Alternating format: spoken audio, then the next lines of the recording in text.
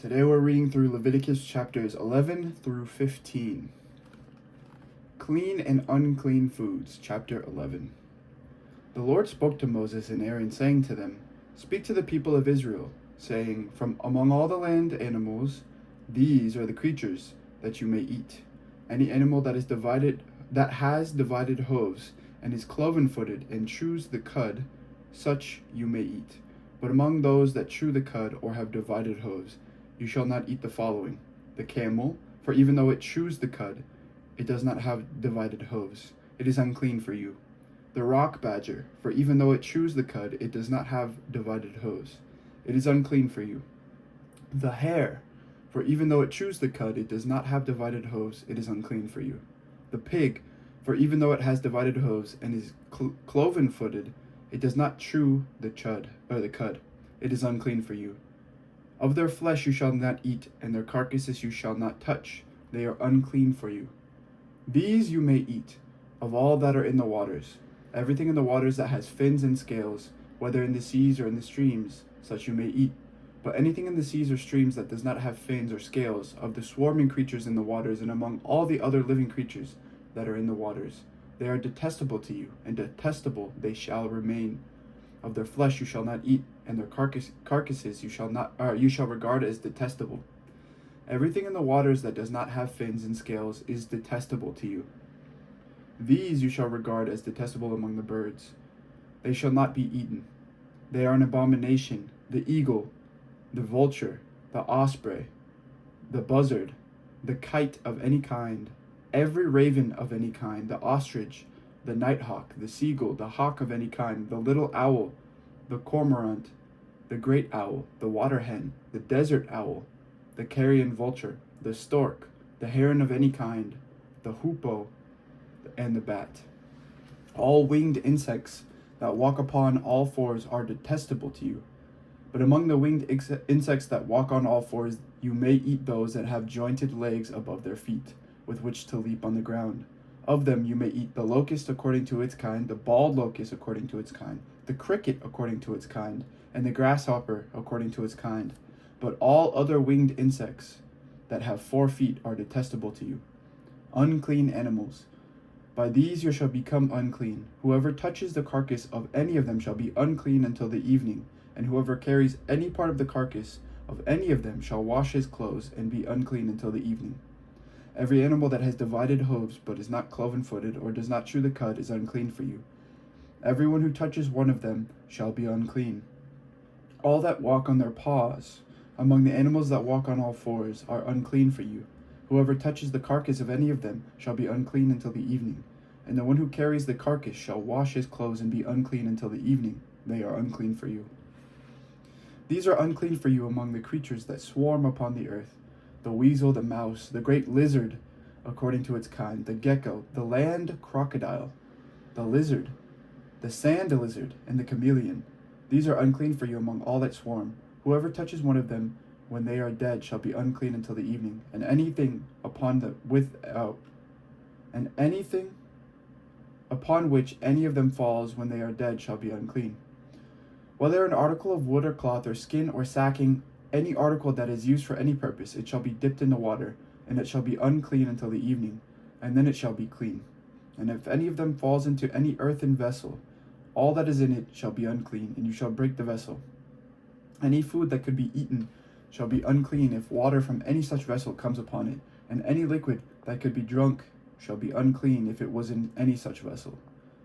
Anything or everything on which any part of the carcass falls shall be unclean, whether an oven or stove. It shall be broken in pieces.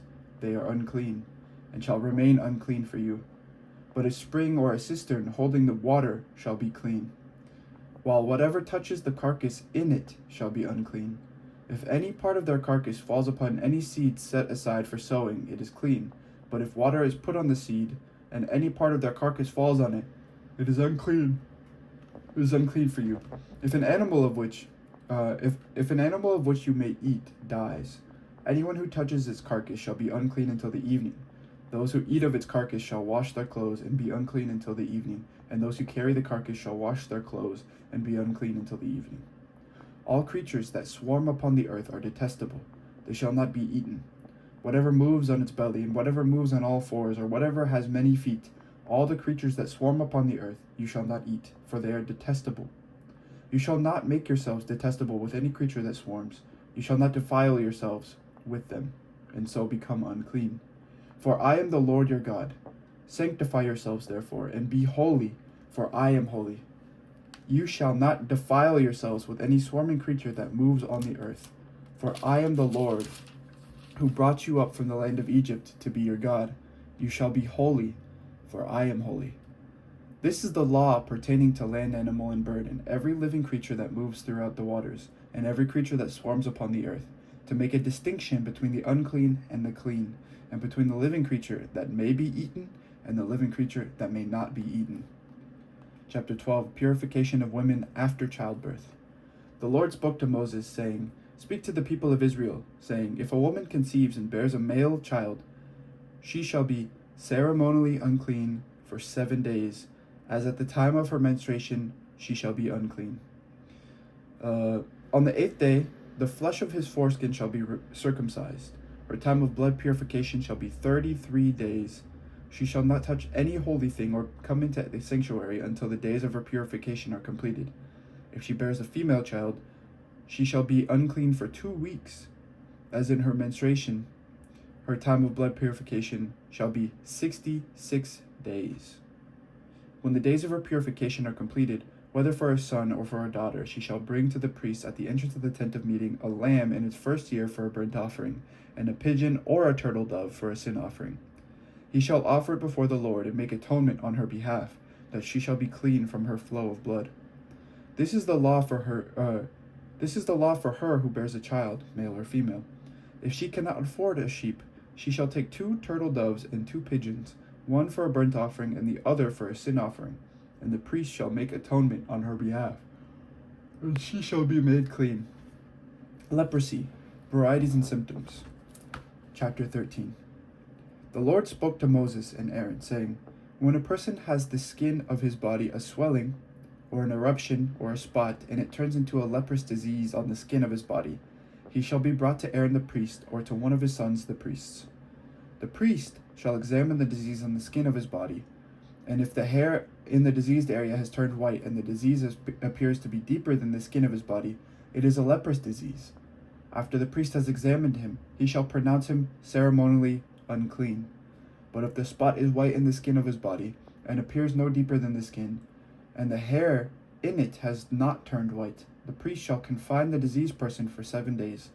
The priest shall examine him on the 7th day, and if he sees that the disease is checked, and the disease has not spread in the skin, then the priest shall confine him for 7 days more. The priest shall examine him again on the 7th day, and if his disease has abated, and the disease has not spread in the skin, the priest shall pronounce him clean. It is only an eruption, and he shall wash his clothes and be clean. But if the eruption spreads on the skin after he has shown himself to the priest for his cleansing, he shall appear again before the priest. The priest shall make an examination, and if the eruption has spread in the skin, the priest shall pronounce him unclean. It is a leprous disease. When a person contracts a leprous disease, he shall be brought to the priest. The priest shall make an examination, and if there is a white swelling in the skin that has turned the hair white, and there is quick raw flesh in the swelling, it is a chronic leprous disease in the skin of his body. The priest shall pronounce him unclean. He shall not confine him, for he is unclean. But if the disease breaks out in the skin, so that it covers all the skin of the diseased person from head to foot, so far as the priest can see, then the priest shall make an examination, and if the disease has covered all his body, he shall pronounce him clean of the disease. Since it has all turned white, he is clean. But if raw flesh ever appears on him, he shall be unclean. The priest shall examine the raw flesh and pronounce him unclean. Raw flesh is unclean, for it is a leprous disease. But if the raw flesh again turns white, he shall come to the priest. The priest shall examine him, and if the disease has turned white, the priest shall pronounce the diseased person clean. He is clean.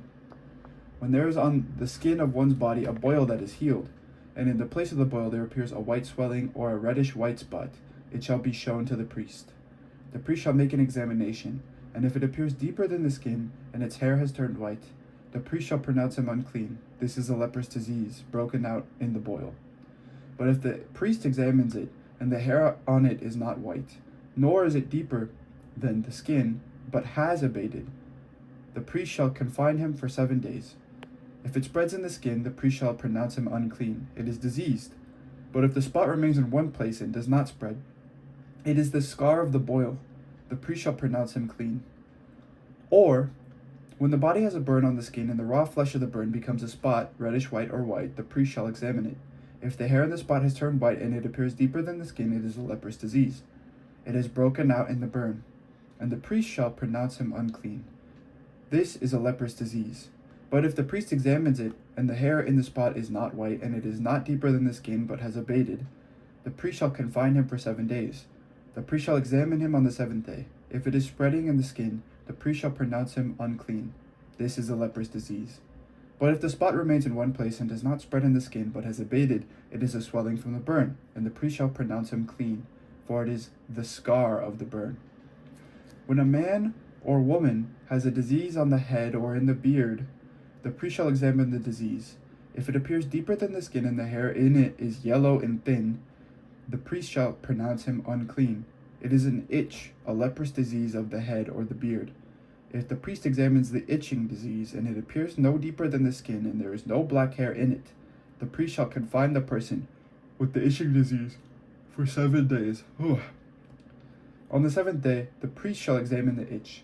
If the itch has not spread, and there is no yellow hair in it, and the itch appears to be no deeper than the skin, he shall shave.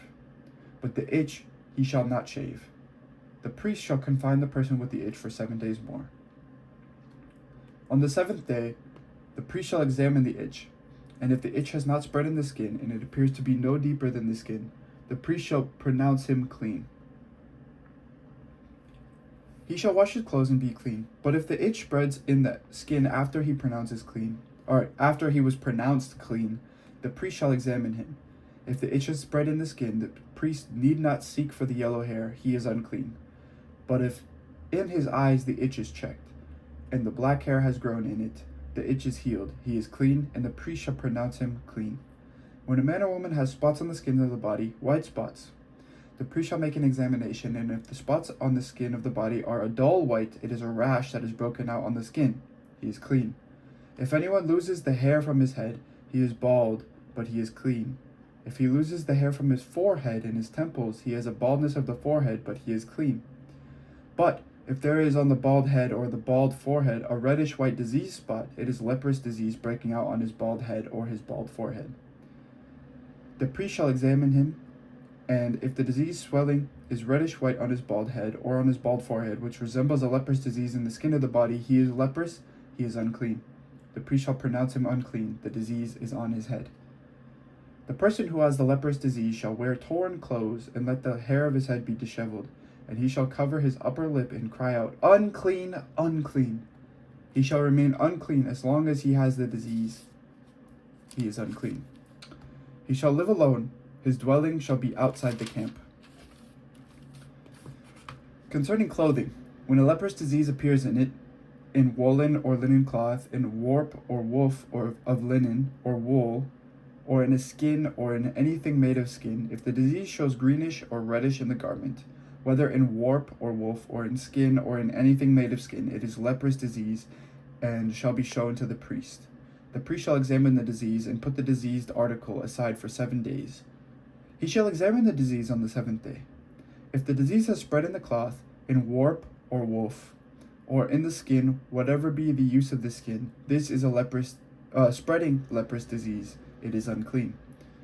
He shall burn the clothing, whether diseased in warp or woof, woolen or linen, or anything of skin, for it is a spreading leprous disease. It shall be burned in fire.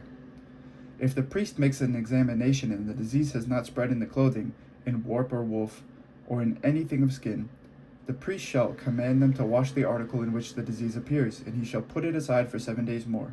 The priest shall examine the diseased article after it has been washed. If the diseased spot has not changed color, though the disease has not spread, it is unclean. He shall burn it in fire, whether the leprous spot is on the inside or on the outside. If the priest makes an examination and the disease has abated after it is washed, he shall tear the spot out of the cloth, in warp or woof, out of skin, or out of skin. It appears again, or if it appears again in the garment, in warp or woof, or in anything of skin, it is spreading. You shall burn with fire that which the disease appears. But the cloth, warp or woof, or anything of skin from which the disease disappears, when you have washed it, shall be washed a second time, and it shall be made clean. This is the ritual for a leprous disease in a cloth of wool or linen, either in warp or woof or in anything of skin, to decide whether it is clean or unclean. Wow, that is a mouthful, huh? Chapter 14, Purification of Lepers and Leprous Houses. The Lord spoke to Moses, saying, This shall be the ritual for the leprous person at the time of his cleansing. He shall be brought to the priest shall go out of the camp, and the priest shall make an examination. Oh boy. If the disease is healed in the leprous person, the priest shall command that 2 living, clean birds and cedar wood and crimson yarn and hyssop be brought for the one who is to be cleansed. The priest shall command that one of the birds be slaughtered over fresh water in an earthen vessel. He shall take the living bird with the cedar wood and the crimson yarn and the hyssop, and dip them and the living bird in the blood of the bird that was slaughtered over the fresh water. He shall sprinkle it 7 times upon the one who is to be cleansed of the leprous disease. Then he shall pronounce him clean, and he shall let the living bird go into the open field.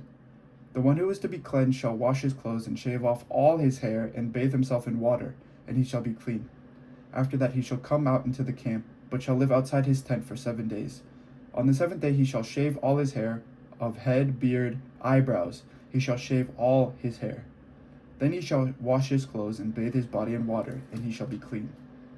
On the 8th day he shall take 2 male lambs without blemish, and 1 ewe lamb in its first year without blemish, and a grain offering of 3/10 of an ephah of choice flour mixed with oil, and 1 log of oil.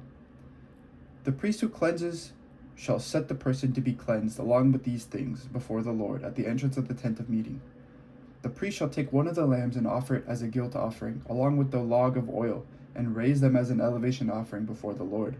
He shall slaughter the lamb in the place where the sin offering and the burnt offering are slaughtered in the holy place. For the guilt offering, like the sin offering, belongs to the priest. It is most holy. The priest shall take some of the blood of the guilt offering, and put it on the lobe of the right ear of the one to be cleansed, and on the thumb of the right hand, and on the big toe of the right foot.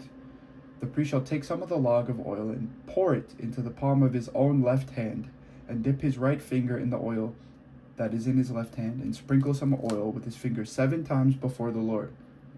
Some of the oil that remains in his hand the priest shall put on the lobe of the right ear of the one to be cleansed, and on the thumb of the right hand, and on the big toe of the right foot, on top of the blood of the guilt offering. The rest of the oil that is in the priest's hand he shall put on the head of one to be cleansed. Then the priest shall make atonement on his behalf before the Lord. The priest shall offer the sin offering to make atonement for the one to be cleansed from his uncleanliness. Afterwards he shall slaughter the burnt offering, and the priest shall offer the burnt offering and the grain offering on the altar. Thus the priest shall make atonement on his behalf, and he shall be clean. But if he is poor and cannot afford so much, he should take 1 male lamb for a guilt offering to be elevated, to make atonement on his behalf, and 1/10 of an ephah of choice flour with oil for a grain offering, and a log of oil. Also 2 turtle doves or 2 pigeons, such as he can afford, 1 for a sin offering and the other for a burnt offering. On the 8th day he shall bring them for his cleansing to the priest, to the entrance of the tent of meeting before the Lord. And the priest shall take the lamb of the guilt offering and the log of oil, and the priest shall raise them as an elevation offering before the Lord. The priest shall slaughter the lamb of the guilt offering, and take some of the blood of the guilt offering, and put it on the lobe of the right ear of the one to be cleansed, and on the thumb of the right hand, and on the big toe of the right foot. The priest shall pour some of the oil into the palm of his own left hand, and shall sprinkle with his right finger some of the oil that is in his left hand 7 times before the Lord. The priest shall put some of the oil that is in his hand on the right lobe of the right ear of the one to be cleansed, and on the thumb of the right hand, and on the big toe of the right foot, where the blood of the guilt offering was placed. The rest of the oil that is in the priest's hand he shall put on the head of the one to be cleansed, to make atonement on his behalf before the Lord. As he shall offer of the turtle doves or pigeons, such as he can afford, 1 for a sin offering and the other for a burnt offering, along with a grain offering. And the priests shall make atonement before the Lord on behalf of the one who is being cleansed. This is the ritual for one who has a leprous disease, who cannot afford the offerings for his cleansing. The Lord spoke to Moses and Aaron, saying, "When you come into the land of Canaan, which I will give you as a possession, and I will put leprous disease in the house in the land of your possession, the owner of the house shall come and tell the priest, saying, 'There seems to me to be some sort of disease in my house.' The priest shall command that they empty the house before the priest goes in to examine the disease, or all that is in the house will become unclean. And afterwards the priest shall go in to inspect the house. He shall examine the disease. If the disease is in the walls of the house with greenish or reddish spots, and if it appears to be deeper than the surface, the priest shall go outside to the door of the house and shut up the house for 7 days. The priest shall come again on the 7th day and make an inspection. If the disease has spread in the walls of the house, the priest shall command that the stones in which the disease appears to be taken out and thrown into the unclean place outside the city. He shall have the inside of the house scraped thoroughly, and the plaster that is scraped off shall be dumped in an unclean place outside the city. They shall take other stones and put them in the place of those stones, and take other plaster in the plaster of the house. If the disease breaks out again in the house, after he has taken out the stones and scraped the house and plastered it, the priest shall go and make inspection. If the disease has spread in the house, it is a spreading leprous disease in the house. It is unclean. He shall have the house torn down, its stones and timber, and all the plaster of the house, and taken outside the city to an unclean place. All who enter the house while it is shut up shall be unclean until the evening, and all who sleep in the house shall wash their clothes, and all who eat in the house shall wash their clothes. If the priest comes and makes an inspection, and the disease has not spread in the house after the house was plastered, the priest shall pronounce the house clean. The disease is healed. For the cleansing of the house, he shall take 2 birds with cedar wood and crimson yarn and hyssop, and shall slaughter one of the birds over the fresh water in an earthen vessel, and shall take the cedar wood and the hyssop and the crimson yarn, along with the living bird, and dip them in the blood of the slaughtered bird and the fresh water, and sprinkle the house 7 times. Thus he shall cleanse the house with the blood of the bird, and with the fresh water, and with the living bird, and with the cedar wood and the hyssop and crimson yarn, and he shall let the living bird go out of the city into the open field. So he shall make atonement for the house, and it shall be made clean. This is the ritual for any leprous disease, for an itch, for leprous diseases in clothing and houses, and for a swelling or an eruption or a spot, to determine whether it is unclean and when it is clean. This is the ritual for leprous diseases. Man, I'm glad we don't have these things anymore. That's a lot of work. Okay. Chapter 15, concerning bodily discharges. Oh boy, here we go. The Lord spoke to Moses and Aaron, saying, "Speak to the people of Israel and say to them, when any man has a discharge from his member, his discharge makes him ceremonially unclean. The uncleanness of his discharge is this: whether his member flows with his discharge, or his member is stopped from discharging, it is uncleanliness for him." Wow. That's weird. Okay. Every bed on which the one with the discharge lies shall be unclean, and everything on which he sits shall be unclean. Anyone who touches his bed shall wash his clothes, and bathe in water, and be unclean until the evening. All who sit on anything on which the one with the discharge has sat shall wash their clothes, and bathe in water, and be unclean until the evening. All who touch the body of the one with the discharge shall wash their clothes, and bathe in water, and be unclean until the evening. If the one with the discharge spits on persons who are clean, they shall wash their clothes and bathe in water and be unclean until the evening. That's just not nice. Why would they spit on people? Anyway, any saddle on which the one with the discharge rides shall be unclean. All who touch anything that was under him shall be unclean until the evening, and all who carry such a thing shall wash their clothes and bathe in water and be unclean until the evening. All those whom the one with the discharge touches without his having rinsed his hands in water shall wash their clothes and bathe in water and be unclean until the evening. Any earthen vessel that the one with the discharge touches shall be broken, and every vessel of wood shall be rinsed in water. When the one with the discharge is cleansed of his discharge, he shall count 7 days for his cleansing. He shall wash his clothes and bathe his body in fresh water, and he shall be clean. On the 8th day he shall take 2 turtle doves or 2 pigeons, and come before the Lord to the entrance of the tent of meeting, and give them to the priest. The priest shall offer them, one for a sin offering and the other for a burnt offering, and the priest shall make atonement on his behalf before the Lord for his discharge. If a man has an emission of semen, he shall bathe his whole body in water and be unclean until the evening. Everything made of cloth or of skin on which the semen falls shall be washed with water and be unclean until the evening. If a man lies with a woman and has an emission of semen, both of them shall bathe in water and be unclean until the evening. When a woman has a discharge of blood, that is her regular discharge from her body, she shall be in her impurity for 7 days, and whoever touches her shall be unclean until the evening. Everything upon which she lies during her impurity shall be unclean. Everything also with which she sits shall be unclean. Whoever touches her bed shall wash his clothes and bathe in water and be unclean until the evening. Whoever touches anything upon which she sits shall wash his clothes and bathe in water and be unclean until the evening. Whether it is the bed or anything upon which she sits, when he touches it, he shall be unclean until the evening. If any man lies with her, or her impurity falls on him, he shall be unclean for 7 days, and every bed on which he lies shall be unclean. If a woman has a discharge of blood for many days, not at the time of her impurity, or if she has a discharge beyond the time of her impurity, for all the days of the discharge she shall continue in uncleanliness, as in the days of her impurity she shall be unclean. Every bed on which she lies during all the days of her discharge shall be treated as the bed of her impurity, and everything on which she sits shall be unclean, as in the uncleanness of her impurity.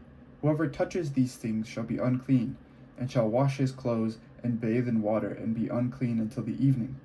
If she is cleansed of her discharge, she shall count 7 days, and after that she shall be clean.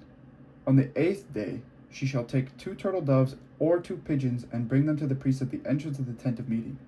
The priest shall offer one for a sin offering and the other for a burnt offering, and the priest shall make atonement on her behalf before the Lord for her unclean discharge.